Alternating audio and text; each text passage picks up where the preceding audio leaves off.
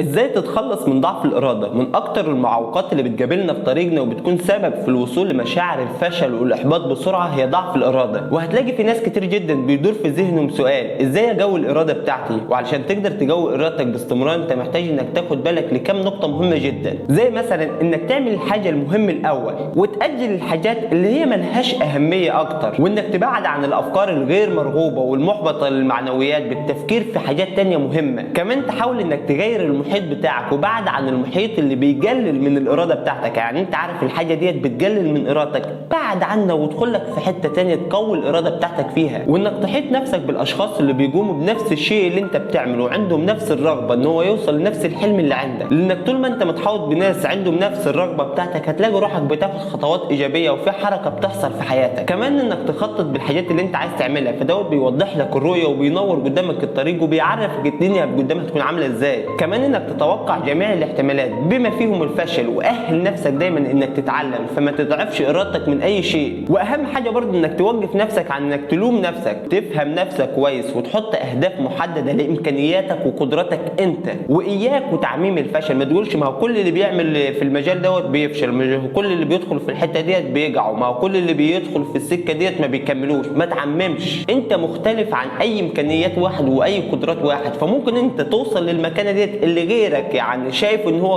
واو وحاجه كبيره جدا وما قدرش يحققها وما قدرش يوصل لها. انت ممكن تكون امكانياتك اللي مش عارفها عن نفسك تساعدك انك توصل للمكان اللي غيرك ما قدرش يوصل له. كمان لازم تاخد كميه كافيه من الراحه والنوم. الراحه والنوم جزء من الانتاجيه والشغل بتاعك، فطول ما انت قادر انك ترتاح ونايم كويس دوت هيساعدك انك تكمل الرحله بتاعتك كويس. كمان مهم جدا انك تحافظ على صحتك الجسديه بتناول الاطعمه المفيده والرياضه المستمره، فارادتك هي قوه داخلك، انت الوحيد اللي تقدر تتحكم فيها، فانت تقدر انك تخلي ارادتك قويه وعظيمه ومحدش يقدر عليها، فاجتهد انك تجعلها دايما كما تحب ان تكون.